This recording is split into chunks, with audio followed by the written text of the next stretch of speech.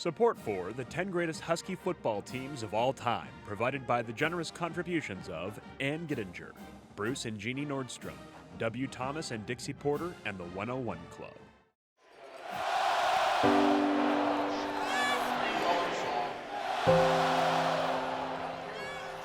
It is a tradition steeped in honor and pride. There's the boot. Good. He's looking for Scanzi in the near corner of the end zone. Complete for a touchdown. Paul Scanzi, a miraculous catch. Draw play to Robinson to the 30, 25, 20. Jacques Robinson, 15, 10. Robinson to the 5 and into the end zone. Touchdown, Washington.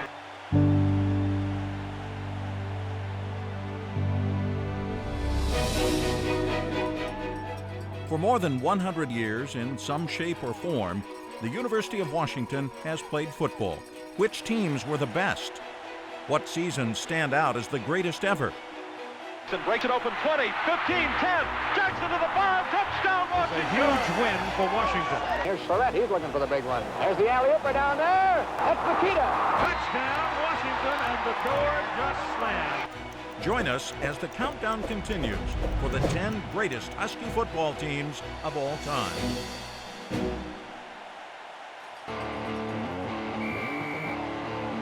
Here's a recap of the list, numbers 10 through 8.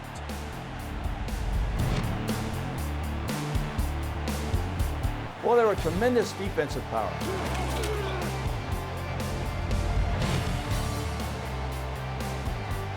I think we've proved to the rest of the nation now that the Huskies can play nationally ranked football. Here's the snap. Ball down. Here's Nelson's kick up. It has the distance. It's good.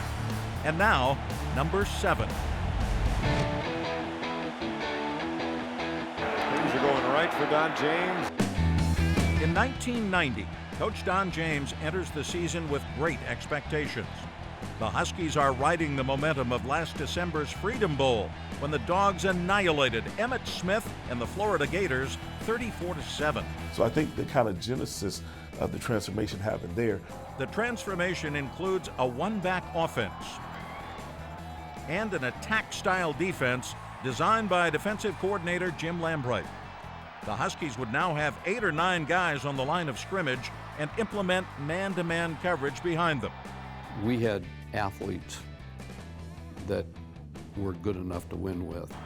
They were smart as well as being gifted, and so you could give them ownership. We really believed that the defense could help the offense win a game. We knew that when we had an advantage over a quarterback, that we could truly confuse them. A lot of noise down there, and it's taking its toll on the USC offense. Confusion is the order of the day when the 5th-ranked USC Trojans come to town for the 3rd game of the 1990 season. 2 receivers to the right side. Here comes the pressure. Lob pass going for an interception. Washington. Eric Briscoe at the 25-yard line. Washington's swarming defense takes complete control of the game. Here come the Huskies, and they got him. Steve Epman, Travis Richardson. So the key was stopping the run and forcing them into throwing the ball and forcing them into doing what we want them to do. And then it was just like putting the golf ball up on the tee. We're just gonna, it's there. We're gonna start coming. Now it's like an avalanche. It's gonna start coming downhill. They try to set up a screen. No, over the middle. Larry Wallace, interception. Tommy Smith down to the 22-yard line. In the end, the Husky defense collects 3 sacks, 3 interceptions, and blanks the Trojans 31-0. Here on 2nd and goal, they go for the shutout. Ball knocked away, intercepted. Eric Briscoe with the interception on the 2-yard line. Remember lots of turf burns after the game. The shower stung like crazy after that game. It was a good sting though. It is a frustrating day for Trojan quarterback Todd Marinovich. After the game, while talking to reporters, he mumbles a line that will forever be remembered, a line that will define Husky football for years to come. I still have a picture sitting in my office at home of Marinovich sitting on the field with his head down, and with the quote from the press about all I saw was purple. The Huskies go 9-2 during the regular season and clinch the Pac-10 title by walloping rival Washington State 55-10 in Pullman. They will return to the Rose Bowl for the first time since 1982. Against the advice of team doctors, injured running back Greg Lewis suits up to face the Big Ten champion Iowa Hawkeyes. I had this knee brace I've been wearing to practice all the weeks, and I was supposed to have to wear that during the game. Well, unbeknownst to anyone, just before the game, I took the knee brace off because I felt like it was slowing me down. And no one noticed throughout the whole game that I wasn't wearing a knee brace. And fortunately, the offensive line did a great job, and as a team, we did a great job. And I rushed over 100 some odd yards with no knee brace and no ACL. Greg Lewis and quarterback Mark Brunell paved the way to a convincing 33-7 lead at the half. The Hawkeyes make a late run, but the Dogs slam the door shut with a fourth-quarter touchdown from Brunell to Mario Bailey. Final score, Washington 46, Iowa 34. We were just full of confidence and knew we were the best team on the field that day, and we felt like we were the best team in the country. The 10-2 Huskies end the season ranked number 5 in the final Associated Press poll. For their strong finish and domineering defense, the 1990 Dogs are honored as the 7th best team in Husky football history. In 1925, the Huskies get off to a sizzling start with 4 wins. Coach Enoch Bagshaw builds one of the toughest defenses in the country, a defense that produces 6 shutouts and allows only 39 points in 11 regular season games. After settling for a 6-6 tie with Nebraska, the Huskies trounce their next 2 opponents. That leads to a critical game against Stanford. They had one of the greatest football players of all time, Ernie Evers. Certainly one of Stanford's greatest players. And Washington was up 6-0. And the people that really were featured on that team were George Wilson, who was an incredible player, Elmer Tesoro, who was a third-team All-American. And Stanford was driving down the field in the third quarter, and they got down to about the 20, and they had eventually 4th and 2 yards to go. And Nevers tried to leap over the line, and Wilson and Tesoro hit him so hard, and they were really strong, and they knocked him unconscious. So he was out. In the meantime, Washington scored another touchdown and won 13-0. And that was really the big game that propelled them into the Rose Bowl.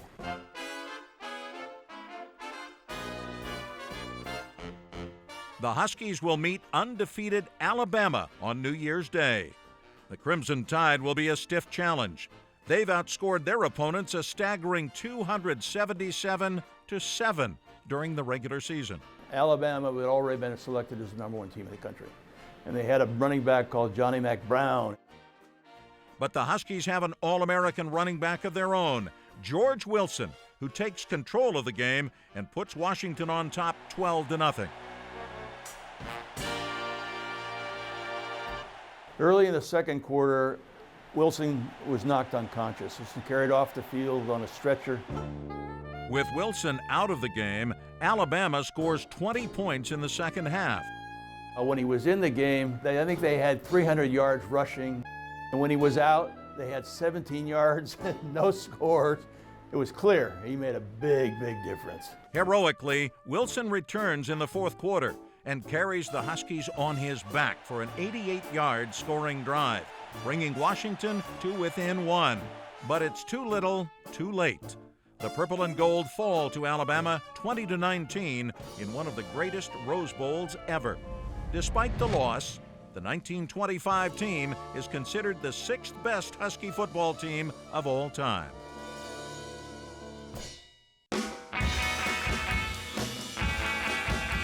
(1957) ushers in a new era when a promising coach from the Midwest takes over the reins. His name, Jim Owens. He was about 6'5", looked like he came off of Central Casting. You knew he was somebody. He just had an air about him. He was an excellent coach. There was no question about the fact he was a strong disciplinarian. That becomes apparent in a preseason scrimmage. It's abnormally hot, somewhere around 90 degrees. And it was a lackluster scrimmage. Coach Owens is not happy with what he sees.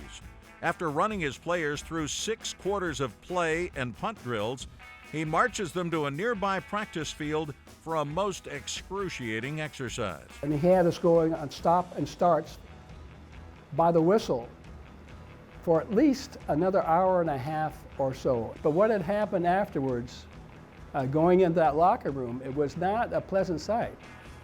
There were ball players that were laying on the locker room floor. They were exhausted. All the moisture out of their system. They had no control over their muscles. There were about 6 to 7 guys that had to be taken to the hospital in ambulances. It is a day indelibly etched into the annals of Husky football lore. We called it the Death March. The Death March doesn't pay off immediately. The Huskies win only 6 games in the first 2 seasons under Coach Jim Owens. But that newfound Death March discipline will reap great benefits. Here's Fleming. With some excellent blocking down to the 5-yard line. In 1959, the outlook is more promising. Right up the middle. Surratt in there for a TD. Because the Huskies are loaded with juniors who have experience. The rollout for Knopfsinger. Intercepted. Myers. Touchdown. The Huskies have a superior defense that allows only 65 points for the entire regular season. Here's Surratt. That was the strength of our team, I think. The key was hustle, desire, and at that time we kind of had a saying that if anything moved, put your head in it, put your helmet in it. On offense, quarterback Bob Schlorett and halfback Don Makita provide many thrilling moments for Husky Nation. 2nd and 14 on the Husky 29-yard line. In the second period, Washington leading 21-6. The end is blank. He has plenty of time.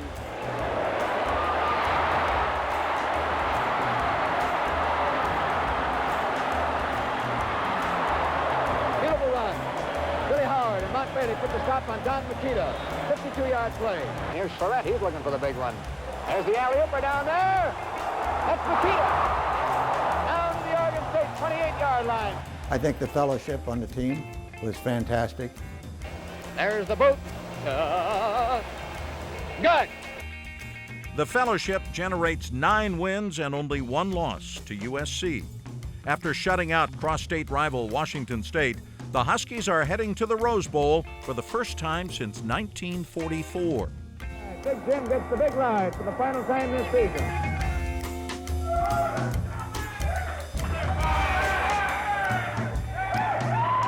Have you guys discussed the Rose Bowl much or at all? Well, it's always back in some of the guys' mind, but we wanted to beat the Cougars, and we had this game in mind, and we played it one at a time. And Rose Bowl's good right now after the game, but before the game it was all Cougars. And I remember Coach calling us in, and he said, gentlemen, he says, you've had a fantastic season, but you're going to be remembered by the last game. The last game is in Pasadena against the heavily favored Wisconsin Badgers. They are big and strong, a classic Big Ten team. Washington is small by comparison. It's the classic David versus Goliath scenario, but the Huskies have an advantage. We were faster, and I think we were in better condition. I think we had more of a commitment. We know they're bigger and stronger, so we decided, coaches did, to go ahead and attack with a full offense. I didn't think that they could stop us on our sweeps and option plays. You can sense when somebody has respect for you or no respect. And when we came together as 2 teams, they were sort of obnoxious. It lit a fire. Yeah, it was great. The Huskies get off to a fast start in the first quarter with a 6-yard run by Don Makita. There just one around the end, everybody was knocked down, I just went in. So. And so I thought, hell, Makita can score from 6 yards. these guys are a piece of cake. Later in the first period, George Fleming kicks a field goal to make it 10-0. Then, before the quarter is over, Fleming scores again, this time on an electrifying 53-yard punt return for a touchdown. The Huskies are running away with the Rose Bowl, 17-0. Made two passes that game that were really instrumental. One was to Lee Falcons for the touchdown for the last points of the first half.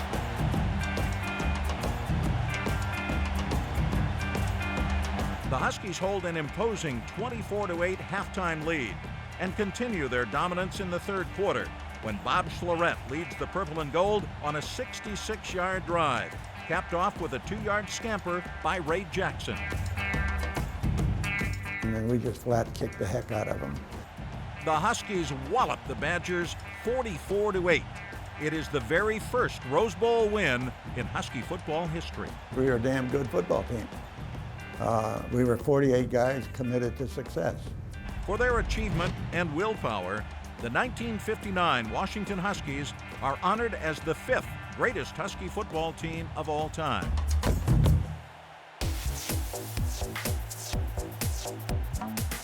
The 2000 Husky football narrative really begins the previous year when Coach Rick Neuheisel takes over a program that hasn't won or shared a conference championship since 1995. After going 4-3 in his inaugural season, Coach Neuheisel calls quarterback Marcus Tuiasosopo in for a meeting. We weren't clicking on all cylinders in the passing game, and we needed a way to just develop some more offense and get some explosive plays to keep our drives going. The offensive coaching staff, they knew that Pat and I had run what they call the veer offense in high school, and they just brought us in and asked, hey, would you guys be willing to do that here? They called it the G option, a scheme developed specifically for their next opponent, the Stanford Cardinal. The G option was actually a change-up because we had run just a regular option that everyone runs, and teams are starting to get a beat on it.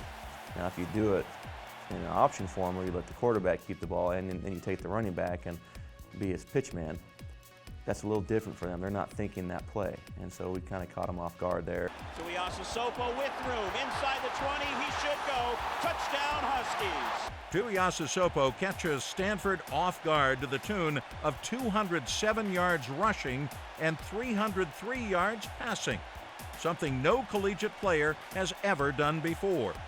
The Huskies come out on top 35-30 thanks to the record-setting day by their quarterback. Tui is he's just a winner, and he's got this presence within the huddle where he just looks at you and he's like, everything's going to be okay, and we're going to do this. The victory over Stanford sets the tone for a marvelous year to come in 2000. It was probably the least talented team that I had been on in my time at Washington, but we were hands down the closest. We did everything together. And I think that sort of reflected in our play. I think that closeness and that bond and that accountability that we had with each other sort of showed on the field. The 2000 Huskies display that bond early on when they play host to the 4th-ranked Miami Hurricanes. It was an unbelievable atmosphere. It was electric, and the team had practiced and been prepared for the game, and we were just on every level from special teams to defense to offense. Washington jumps off to a commanding 21-3 halftime lead, but the Hurricanes come roaring back. Led by a long list of future NFL stars, including halfback Clinton Portis and wide receiver Reggie Wayne, Miami scores 19 points in the third quarter. There were a few times there in the third quarter when the team had some big plays, when Miami had some big plays, but that was about it. If I remember correctly, I think Santana Moss had one catch for 7 yards. We were just clicking on all cylinders. The Huskies come away with an impressive 34-29 victory over a 4th-ranked Miami team that will go on to win the national championship the following year. More nail-biters lie ahead for the Huskies. Washington is upset by Oregon and Eugene, but wins the rest of its games. They are 6-1, ranked 9th in the country when they travel to Palo Alto to face Stanford. It was extremely rainy, it was wet, and it was just a unique day, and it was dark. It becomes an even darker day. With 2 minutes to play in the third quarter, Husky safety Curtis Williams makes a hard tackle, but does not get up. We did know that he was in bad shape because they put him on the board and they carted him off the field, and we were an emotional team. It was a very tight-knit group that was extremely well connected, and it took us some time to sort of regroup. There is little time to regroup. Stanford takes the lead with less than a minute left on the clock. The Dogs seem doomed to defeat. But Marcus Tuiasosopo orchestrates arguably the greatest comeback in Husky football history. Tuiasosopo to pass. A lot of time. Steps up, throwing long down the middle for Hooks. Got him! Wilbur Hooks inside the 25 to the Cardinal 23-yard line. Tuiasosopo takes the snap. Rolling to his right. Has some room if he wants to run, but instead wants to throw. Firing for the end zone. Ball up for Robbins. He got it! Touchdown, Washington! Do you believe that? I don't. Miraculously, in just 3 plays, with less than a minute left in the game, the Huskies march 80 yards and claim an unbelievable 31-28 victory. But the celebration is marred in sadness. Curtis was one of our harder hitters. It was a pretty bad situation, and he was like a brother to all of us. And then, of course, 18 months later, he passed away. And the Huskies keep playing with Curtis Williams in their hearts.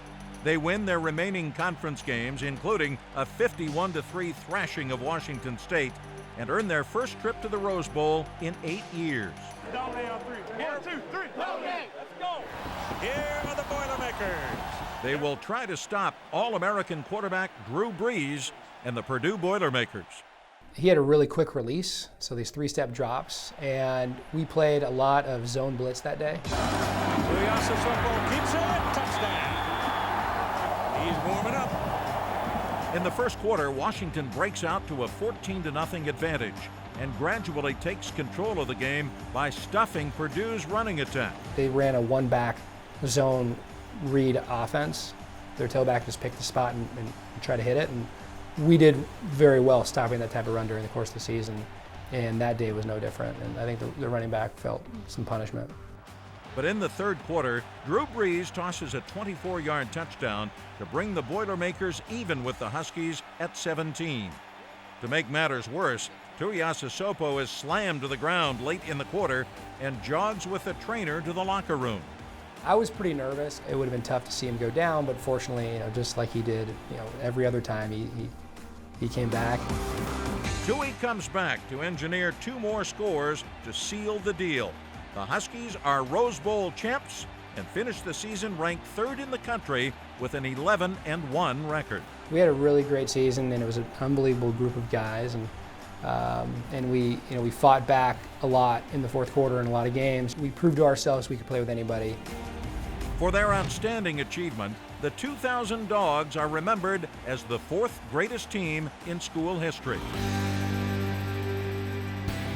Next time on the 10 greatest Husky football teams of all time. Drop play to Robinson to the 30, 25, 20. Jacques Robinson, 15, 10. Robinson to the 5 and into the end zone. Touchdown, Washington. It's the best of the best. The top 3 teams in Washington football history. Boomer, Sooner, Schooner there. From a raucous turning point in the Orange Bowl. And the Sooner schooner came out onto the field and actually tipped over. To arguably the greatest road win ever. The countdown continues for the 10 greatest Husky football teams of all time.